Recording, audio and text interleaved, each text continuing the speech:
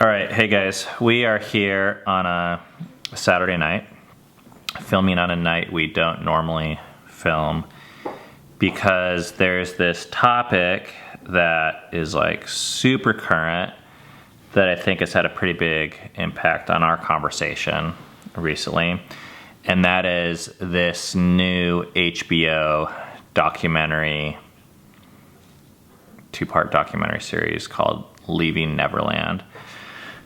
I'm assuming most of you guys have heard of it or seen it. If not, you can watch it on HBO and get a free trial on Amazon Prime, I believe, for 7 days. That's like the legal way. If you don't have HBO. That's what we endorse. That's what we recommend officially. So basically, Michael Jordan is... Michael Jackson. I should get that right. Michael Jackson. The other famous Michael. Is a pedophile and a child molester. Mm-hmm.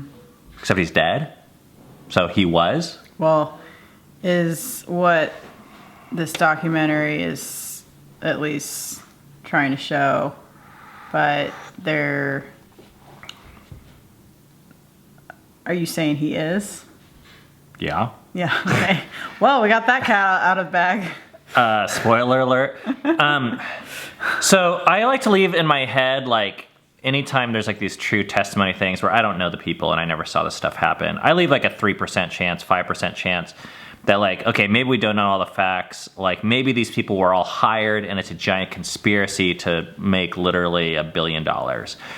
Besides that, like, the proof, it's like pretty undeniable, like just from whatever evidence is surfaced.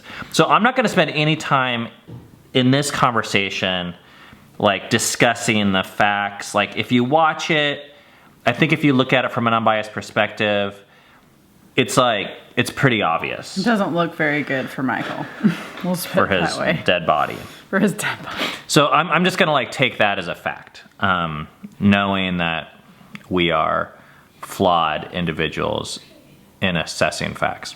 There's, I think, my guess is a lot of videos out there that are kind of taking some pretty mainstream angles. One of those is that Michael Jackson is a pervert. How could he? He's such a lame-o, like let's boycott him. He sucks. And I get that. I'm not disagreeing with that. I'm not going to defend the guy, but we're not going to go down that route. The second main route that I've heard is saying who would let this happen? Either the kids, or more specifically the parents, are morons. That's what I heard them called today on the Joe Rogan podcast about this topic. And I think we'll get to our take later on why that's not entirely true. But I'm not going to spend a whole lot of time defending them either. If that's what you want to believe, like, that's fine. I just think those beliefs are way out there. So I'm not saying I disagree with those, but I think we're going to take a slightly different angle. And the reason why we're taking this other angle is because I think this is what can actually help us, or possibly you out there, which calling Michael Jackson a bunch of bad names doesn't, I don't think. Mm-hmm. For very long, at least. Maybe to the victims, it's like a step that they need to go through. Or, you know, just calling other people a bunch of names. So, yeah. And then isn't there a third group that is calling the two witnesses, or the two victims in the documentary names, bad names? You mean saying that it's not true? Yeah.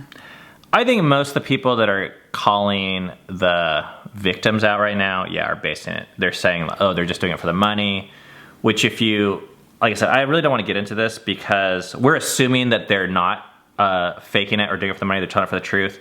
And I could get into why, like, they're not getting any money from HBO. The stories corroborate on too many levels, in my opinion. and just my own experience of victims coming forth with personal motive, very, very, very, very rarely is it to get attention or the money. Like, it's not worth it. You know, for the amount of hate that they're getting to, like, make up this story, like, the only reason why I know someone would is if they absolutely felt like they had to. And that goes into, I think, the first thing I want to talk about. Oh, man. The other thing is... Ben's in a lot of pain. My back is killing me right now, and I can't take a full breath because I have, like, some pinched nerve. And we're actually supposed to run a half marathon tomorrow. Oh my gosh, I didn't even think about that. So if I look like I'm dying over here, just ignore or me. Tomorrow. These kids were molested at young ages. I think they said from 7 to 14.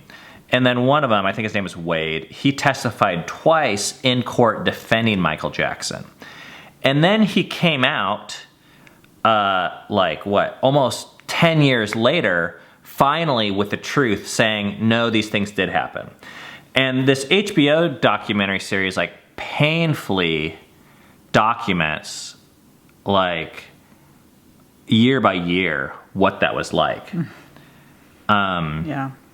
And what I found so fascinating was from the ages of 7 to 14, they were in, like, heaven, the boys were. They were in essentially the type of relationship that was like a boyfriend-girlfriend relationship with their first love with Michael Jackson. This is like their words.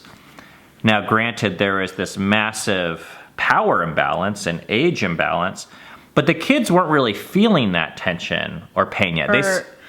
I'd more like to say they weren't conscious of it. I think it was probably there the whole time, but it wasn't. What was there? The pain. Yeah, as a 7-year-old, like, that stuff being done to you. Like, even though there was all this, like, good stuff that they were feeling. Well, I think there was unhealth. Yeah. But pain, I mean, if it was pain, it wasn't anything that they were feeling, or they at least weren't saying they were feeling. Yeah, I guess, I don't know if feelings have to be a conscious thing, but maybe they do. Yeah. I don't know. Or at least we're talking about the conscious feelings. But the way they described these years is it was just like a blast. It was totally consensual in a way, in that the kids weren't forced, so they weren't like crying or tears. They were enjoying it, which, by the way, I'm not defending Michael Jackson or anything. I'm just telling you the story as the facts were. As consensual as a 7-year-old can get, yeah. Yeah, I mean, they were still being totally taken advantage of. They weren't being chained up. But they were happy, at least while Michael was present. And he was feeding a need of theirs, as they were feeding something of his. And I think in that way, they felt fulfilled. And man, do you know what? Feeling fulfillment, there's a way that you feel happy, at least for a time being. So do you know what I found out today that maybe I had heard, but I'd forgot about? He was chemically castrated, Michael Jackson, to preserve his voice. So I'm assuming this is something his dad did when he was like a teen. They made it so that he basically wouldn't become a man or mature into a man. What? So that... Really? Yeah. Isn't that crazy? Is that why he has a really high voice? Yeah, exactly. Oh my gosh. I had no idea. It's $1 billion voice. So anyways, everyone's more or less happy, and then this cycle starts to happen where boys start to get replaced by other boys. And when this happened, Michael would like kind of give these kids the cold shoulder, and he would tell these kids, oh, you are my everything. Like, they wouldn't be... I love you. He wouldn't favor them. He would be favoring someone else. When he said, though, that you're the only one, and you're so special. Right. And we never talked, but I don't know how much you want to get into your story in this. I think that could be valuable at some point.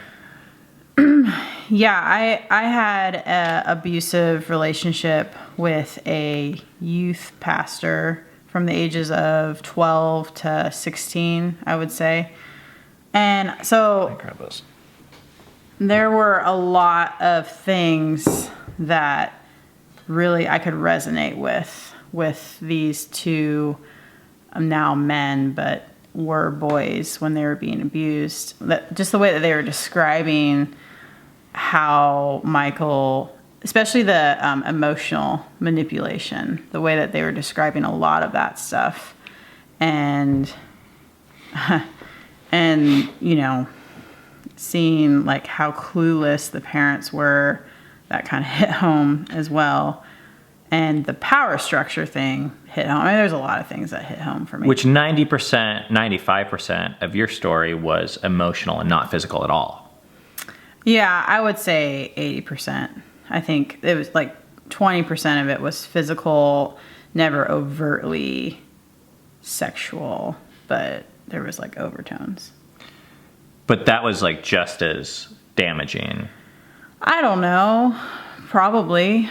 It's hard for me to know if it was just as damaging. I guess we know it was really damaging. It was really damaging, and I could relate a lot to these men as they were telling their stories. So these kids seem to be doing fine. Then then they get really emotionally disrupted because, Michael's basically moving on to other people and completely ignoring them. I just want to fast forward. Then they get married, and they're all like super committed to not telling anyone. Like even their spouses. Even their spouse, their parents. And this is like, stuff is coming out now with other people. Other boys are coming forward and saying this is happening in the 90s. So then the parents are coming to them and being like, wait, are you sure this didn't happen? And they're like swearing up and down. Yeah, no way, no. We spent the night in his bed a ton of times, but there was never touching, no promise, swear to God. And the parents just believed it. How could you not? Because I think the mindset with victims is if you really are a victim, you'll tell the truth. Right? I mean, that's the mindset. Yeah, but I mean, how could you not? Like, maybe you shouldn't let your 7-year-old sleep in the same bed of a grown man that you don't really know for weeks and weeks. Well, and we'll get to that in our second point. And weeks. but let's say you do that, and then you come to your senses, and you're like, well, I'm going to go ask my kid if anything happened. And then you ask your kid. I see what you're saying. So at that point in time, it's like you're already kind of like, because they were grown. Well, at one point they weren't grown, but. And then they're 20 and they're married, and then you ask them, and then they say again, like, okay. Yeah, everything's good. Mm-hmm. In fact, they went to court and testified defending Michael Jackson. Yeah. So, but then they have a child, and both these guys featured in this documentary, they both go through the same emotional cycle. And I can't really describe it, but basically it was really weird. It was like vast amounts of depression, anxiety, sleeplessness. It's like they were only half there for a long time. And this is 10, 15 years after the fact. Mm-hmm. Okay. Depression, secrecy, anxiety. I mean, just you name it. And neither of them knew why. That's what was so fascinating to me. Well, they had like told this lie to others and themselves for so long that they never knew it really was a lie because it happened when they were so young, and they closed off that part of their psyche or something. Yeah. It was just like. And I guess we should mention there was like a massive amount of grooming that went on. So if you're not familiar with that phrase, basically like the offender or abuser, like very rarely does something just happen bam on the first time. Usually there's a series of events, or kind of like if you're preparing a victim, first you might like touch them on the boob like on accident, and then you see if they respond. And if they don't, then first you befriend them. Yeah. And you make it seem like you're harmless, which Michael did that. And the family thought he was just great and harmless and needy, like in a harmless way. And he would like train them. He would say like, okay, if cops ever come, that if they find out about us, we'll both go to jail for the rest of our life. He would scare them, yeah. So they got it in their heads, okay, no one can find out about this. And this is during a very impressionable age. Right. So these guys are now in their 20s, and they're just dying from the inside out. And this is basically, this is the whole point of what I want to say. Do you know what I think was killing them? Far more than the actual sexual abuse was the secrecy of it. Yeah. People go through hard things, and I'm not trying to undermine the difficulty of what they went through. But it exacerbated it. It made it worse. But while they were going through it, they were actually enjoying it. But it was actually this 15-year time period where this massive part of who they really were, their reality, had to be shoved down, suppressed, and ignored. Mm-hmm. And this other reality, which actually conflicted with this reality, because these people were saying, yeah, like bad things happen to these people, and Michael Jackson is a good guy. And these guys were hanging on to this fact, like, okay, nothing happened to me bad. It was my choice. Michael Jackson is a good guy. He loves me. And that coexistence of dual conflicting realities, which I think is where secrets play in, was killing these men, grown men, who were like good at everything. I mean, they were like some of the top talent in the world in their respective fields. Well, meanwhile, all of the abuse that wreaked havoc on them was just festering. There was no way for it to get better because they felt like they couldn't tell anyone or themselves. Like they almost didn't fully know. So it was just like festering inside of them. And the reason, like it showed separate accounts of how they came forward. And basically just like, it just took a crazy amount of courage. Or a combination of, I think, like, if I don't do this, I'm actually going to die.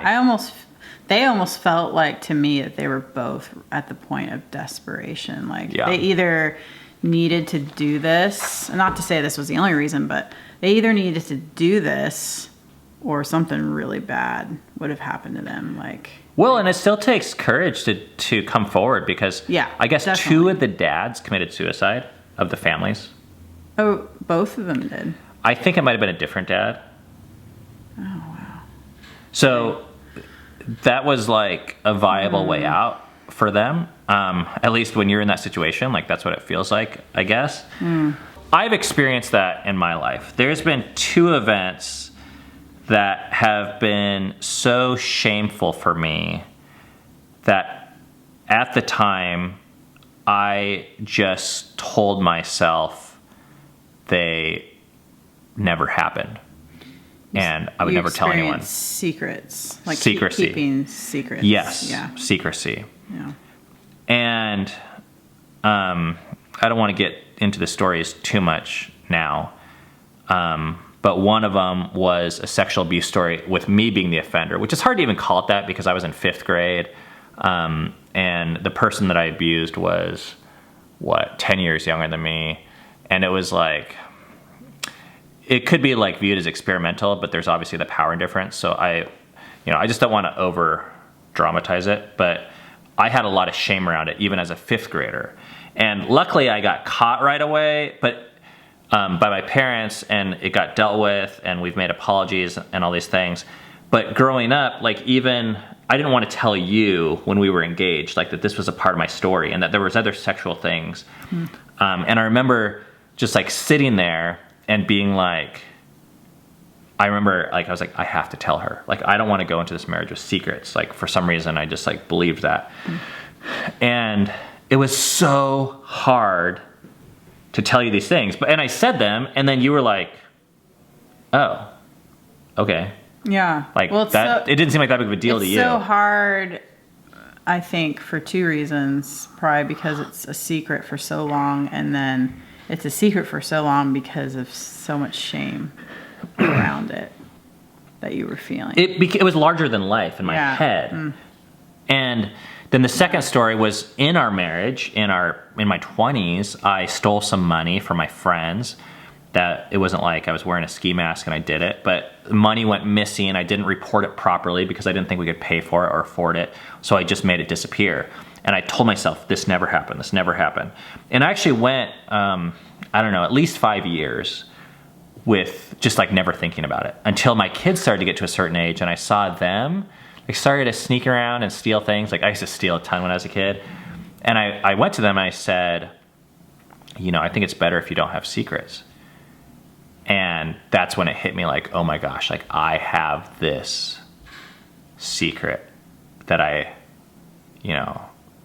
thought there's no way I can tell people. If people found out that I was the type of person that stole money from friends, it just felt like I would cease to exist. It's like really hard to explain that, but I could tell when these two guys were talking about, that's what's so frustrating is these people that are defending Michael Jackson are saying like, well, they spoke in the court of law under oath, and they were fucking 12 or 18. But it's like, why didn't they tell the truth? And I'm like, what do you mean? Why didn't they tell the truth? Everyone has these secrets that you just feel like if you will say. I mean, I don't know if everyone, but I think a lot of people have these secrets. If you say, you'll actually die. It's just, it's so much better and easier to pretend like it doesn't exist. Is how it feels. Mm-hmm. And that works for a while until it doesn't work anymore.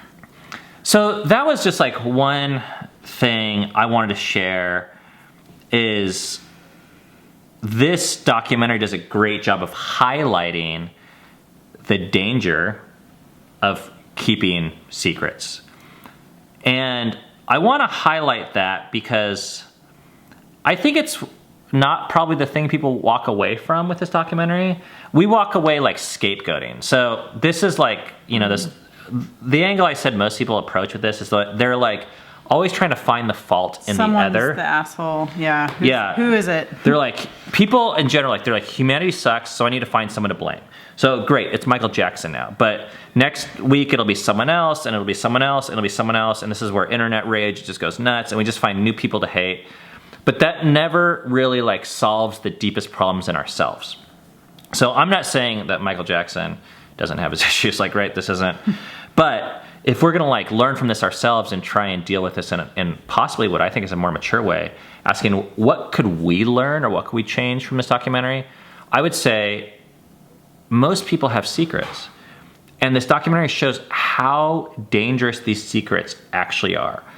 And if you guys are anything like me, you have all these scripts in your head about, well, I know one is, oh, well, it's going to hurt a bunch of people. If like, that was what I said with my money stealing from my friends. I was like, well, they don't need to know. I mean, they weren't even noticing it at this point 5 years later. So if I go to them now, it's just going to damage these relationships unnecessarily. I mean, I had all these like But the ironic reasons. thing is it was damaging you. It was killing me. I mean, I didn't even know it was killing me. And I guess that's the one thing I would tell you, and this is what these kids saw, is we don't know how much damage and how much bondage we're in based upon these secrets until you're on the other side of it and you feel freedom. Only then, I think, can you look back? Can I look back and then say, whoa, like, I feel like I'm breathing free. And now people can find something in my past and I'm not like worried about it. They can go through my internet browsing history and I'm not like, I don't believe in secrets anymore. I don't have them. Like, I don't have to worry about it. Like, I don't know, it sounds weird, but we'd go to these like spiritual retreat things and people would like pray over us back when we were in the scene. And I'd always think like, oh, what if people would be like, oh, I hear from God. I'm like, shit, like what if God rats you out? Basically, I mean, because if someone said like, oh, you stole, what am I going to do, lie again? Like, I'd have to be like, yeah, and like, what was it? And I'd be like, I hope you don't get struck by lightning. So one thing I was challenged early on by a sponsor in a 12-step program was to not go to the grave with any secrets. And you could like find the loophole in that and be like, okay, well, I'm going to unload my secrets on my deathbed. That's like one way to take that advice. The other is to say that it's better and going to be more healthier and feel better for you if you don't have secrets. And to find someone, maybe anyone to start off with. In the documentary, Wade talked to a therapist. And we've told things to therapists that have been helpful. But I think I like real people in our life. But this is assuming they're people that you trust and are safe and all of that kind of thing. But hopefully spouses fall into this category. Maybe parents, I don't know. But I really hope that if there's a secret in you guys' life, you guys would consider not keeping it a secret anymore for your own health. I think that can be really scary and hard. I mean, I'm just thinking about how I would have heard that when I had him, and I just sometimes it's just like, no way, nuh-uh. Yeah. And I totally get that, and that's what was. And sometimes you have to get to the point where you're desperate. But maybe just setting that aside as a goal, or maybe another way to start is just tell yourself that this did happen. And maybe you're not ready to talk about it, but I think the whole splitting realities, what I did was I actually said this didn't happen, and I started to believe it, but it caused my life to split in this weird way, and I think that's what was killing these kids. I mean, they weren't kids anymore, but they couldn't even like function. They couldn't sleep. Like your brain can't handle, even like tiny babies when they show them optical illusions at the like 3 days old. They like start fussing and freak out because they know that the world's not supposed to operate that way. It's so weird. Yeah, it is pretty. You literally are going insane. Yeah. Yeah. And it's optional. That's the thing. The second point, part 2, is about grooming, which we already defined. Now, I was listening to this podcast, or it's a YouTube video called by H3H3 on this topic. I'll post the link below. And it was actually I really enjoyed it. It didn't blow my mind, but it was a good recount of the facts if you're interested. But he said an interesting phrase. This is Ethan. He said he groomed the whole world. That's what he said about Michael Jackson. Dang, talk about hard to do.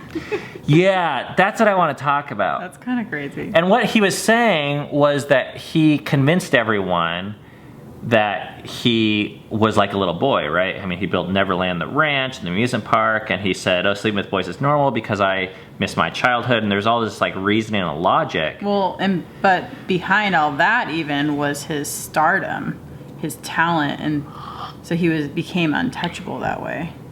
Because if you're just like some dude that made Neverland and said, well, I never had a childhood, I miss my childhood, you'd be like, that's not okay. But because he was Michael Jackson, he was able to get away with it. And that's what I want to talk about. Is like, how the hell did this happen? Because, I mean, if you go back and you look at footage, like I was looking at stuff today, I went down some crazy Michael Jackson wormhole. But he was, he had little boys with him all the time. They're holding hands in public. Everyone knew that he slept with them in his beds. The parents that, remember I said like before, the scapegoating method is just like, oh, well, those parents are idiots. Well, that's one explanation, but when you look into them, the parents, and hear their testimony, I think why they did what they did and what they believed at the time. It's more complicated than just. It's more complicated, idiots. And I think a lot more people would have done it. Than you would think. Than people are saying. They're like, oh, these parents are idiots. How could you do that? Okay, well, let's say you're, 30 years ago and you're struggling, barely getting by, and some superstar comes along, sees your kid, and says, dang, that kid's got a ton of talent. I want to mentor him and take him under my wing. And by the way, I'm going to bring your family to my house for an all expenses paid vacation, give you $1 million. He didn't really do that, but he did buy someone a house. Give you $1 million, send my butler to drive you around, fly you around first class, and let you go on shopping sprees. And I'm going to make sure that your son gets like all his the opportunities. Professional career will be basically guaranteed. Oh, and we're going to stay up late and play video games in bed. Like, we're just going to have to sleep over. Is that okay? And you think you're going to be like, oh no, I have such clarity. I'm like, I wouldn't even consider that. Yeah. It's like, no, hell yeah, you would consider that. Yeah. You'd have to be crazy not to consider that. For people to think they're above that, until you're in those shoes. So what I don't like about what Ethan said in H3H3 about Michael Jackson grooming the whole world is it gives this man so much power. I mean, this is what I think the world, the same phenomenon happens with Hitler, where people are like, Hitler was so evil. And yes, he was. And Michael Jackson, I think, also was destructive and dangerous and terrible to this boy. But there was a climate of people that created this vacuum. They wanted him. That put him in this place. They're like, we want you. You're our idol. You're amazing. You can do no wrong. And this is the side I don't hear talked about much. Yeah. This is the side where I feel like society, and let's like not make it vague, me and you are complicit, which that might sound really negative and harsh, and you're like, no, it's Hitler, it's Michael Jackson, it's them out there. Those are the bad guys, you know? But the problem with that is, I think, is that it's actually really disempowering to constantly be blaming people out there. No one person has that much power. People have to give that person that much power. That's the only way that works. There was one story that was like really influential to me as I first started considering some of these concepts. I was sitting at the Starbucks and I got talking to this guy, and he said his job was to go to churches after the head pastor had been like basically booted for sexual deviancy, you know, or having an affair, that whole thing, and try and help people like get restored and like clean up the mess. So I said, oh, that's got to be like a really weird job, like dealing with all these hurt people and trying to like, you know, help them after they've all been betrayed. And I was kind of like painting them out to be the victim. And he goes, yeah, well, it's not usually what people think it is, because he said the problem goes both ways. So you have this pastor that's been basically like, you know, in a way has been pulling the fleece over people's eyes by engaging in usually this affair, sometimes it's abuse, for X number of years. But he goes, for a group of people to still see someone as their spiritual leader and director for 10 years and not know enough to be able to spot the red flags that this is going on, that means that they have their own problems and issues. Mm-hmm. And I was like, oh. Like they wanted to see him a certain way. Yeah, and they were willing to ignore or say there's a level of intimacy that I don't care about or I don't want or I don't know, and you can still be my hero, and I'm just going to listen to like the words that come in your mouth on a Sunday morning or whatever it is. Right. And yet when this person leaves or when the truth comes out, they're like crushed. And I see this with Michael Jackson now. Like he was kind of like a god. You know, I was watching his tour today, and the way he carries himself, you know, he's on stage with his sunglasses and he just stands there for a minute, and it looks like he just, you know, he popped out from the stage, but it looks like he just came from like the earth or the sky. It reminds me of what was that king called in 300? Oh yeah. That was the place. Xerxes, yeah. Oh man. It kind of reminds me a little bit. Totally. He was like larger than life, and people are screaming their brains out and like fainting, and meeting them is the highlight of their life, you know, or their day or their decade even. Yeah. And anytime we have a dynamic like that, I think we're setting ourselves up for some kind of at least disappointment. It's unbalanced. Like no one is all good or all bad. It's like people are just, they're people. And Michael Jackson was just a person. But not many people could just see that. Now I've seen this dynamic play out for me in some areas where it was very damaging. I think for me, the most damaging area has actually been churches, where there's this almost like, I don't know, it's this grooming takes place where there's these like authority structures, and the people at the top feel untouchable, and they feel almost inhuman. Like perfect. I remember thinking about this like in the bands that I saw in high school. we'd go see these like Christian bands, and they would constantly be saying, they're like, we're just humans, we're just people, like we're just guys in a band. And I was like, yeah, right, whatever. Like, because they had everything that I wanted. And in these like mega churches that we've been a part of most of our life, or even regular churches, it always seemed like the pastor or the leader had as close to spiritual perfection as you could get. And I think this is also true in professional circles or like Hollywood type celebrity circles, where we as a culture, we put people up there because we want a leader. We want a role model. We want a hero. And we'll take a regular old guy, Michael Jackson, like, in a way, he was nothing special. Like, his musical talent and all that was off the freaking charts. But his morality, and when you take all of his, like, whole being and look at him, like, just as a person, he was way, way, way, way more normal than anyone wants him to be. Yeah. And in fact, so many fans are still so angry and they're still so in denial because they still have him in this place in their hearts. And I guess that's just where, like, the final thing that I think we can do as individuals is take a look at who we are placing in those places in our hearts. Because if it's like a rock star or a boss, I think bosses can do it, where bosses like abuse people all the time. They like expect unrealistic things and ask for things that aren't good for people. And people say yes because they're like, well, you're the boss, and you must have my best interest in mind. And of course they're not. Or teachers at school or whatever it is. And we just turn off our brains and we just like basically submit.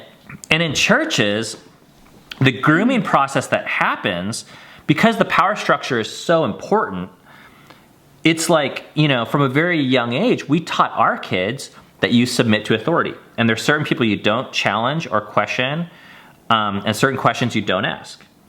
And I never asked if the pastor was like having an affair, looking at porn, cheating on his taxes. Like, I'd be like, oh, he's above that type of stuff. Well, the news would indicate, like, come to find out, like, pastors are just like everyone else, if not worse. And they do all that stuff, and then some. So, I don't know. I think I've learned a lot from myself based upon the heroes that I've placed and unequivocally submitted to. It's caused me then to turn around at people that I would consider like downstream or below me, like especially my kids. And I would like essentially like start to groom them for this system and say, don't question me, don't challenge me, submit to authority. And I don't know. I think that's really dangerous. So the final point I want to talk about is how creepy it was that Michael Jackson constantly told the camera and people and his fans, I love you. I love you. And simultaneously, he's ravaging little boys, their bodies and their lives. And I think this is the magic of that type of mythical person that we create as a society and that he plays into. Because in a way, I'm sure he means it. Like, I like humanity as a whole. I love the thought of people.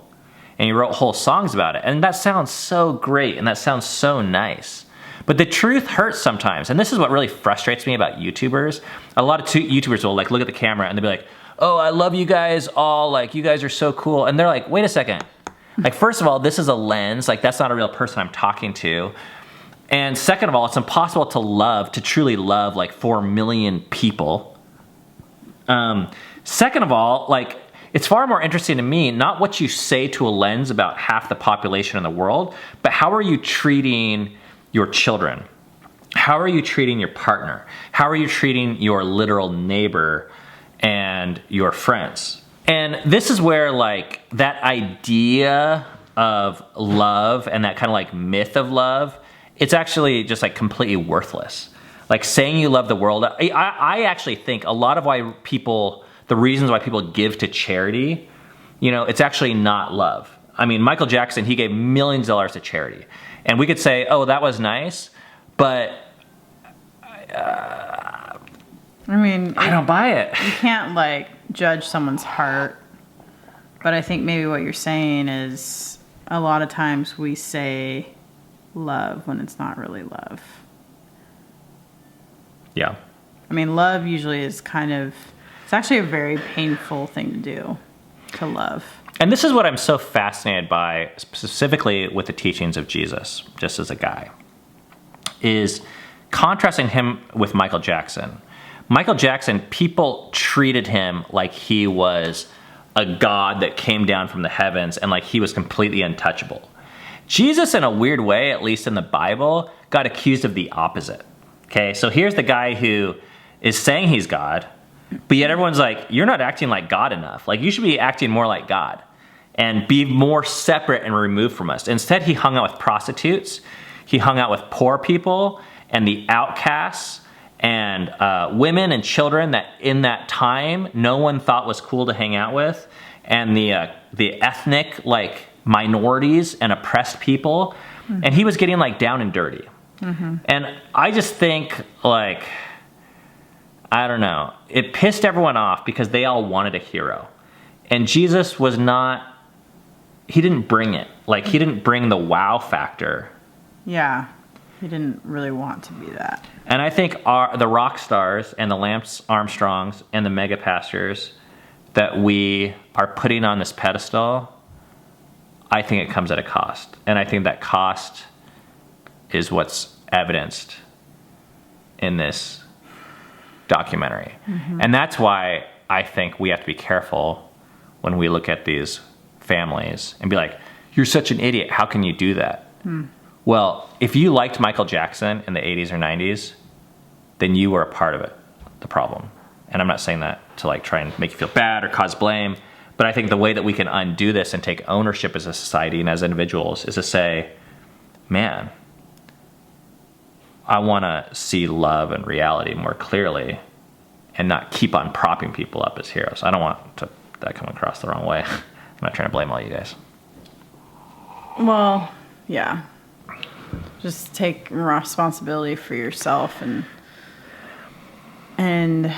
I just think that it's a very normal human thing to do, to take another human and make them less human, whether it is propping them up or pushing them down. But I think the really challenging thing to do is to be able to see that all humans are actually, we're on the same level. That no one's above and no one's below. No matter what you look like, no matter what profession you have, no matter where you live or how old you are or what gender, it doesn't matter. But that's a very hard thing to be able to see, I think. All right. Thanks, guys. I'm interested to hear your response to this conversation starter. And I think there's plenty of other places to leave comments about just what an ass Michael Jackson is or that type of thing. But I'm interested to hear kind of like this next. Or how awesome he is. Either one. Yeah. I'm kind of interested in hearing this next level of thought of, are there secrets in your life that you have seen destroy you, or any secrets that you're willing to come out with? Or do you feel like you've done things that have put people up on a pedestal and then just either get disappointed or energy out of tearing them down when they fall down? Hope this helps add value to this conversation. I know this is a very difficult thing for a lot of people in this time period to hear about this type of news and be confronted with this type of reality. Personally, I feel like God's love is big enough to include Michael Jackson and the kids and tragedies that happen like this. So that's what brings me some sense of comfort. but it doesn't make it any less tragic and sad, especially for the people involved. So, thanks for listening. We will see you guys next time.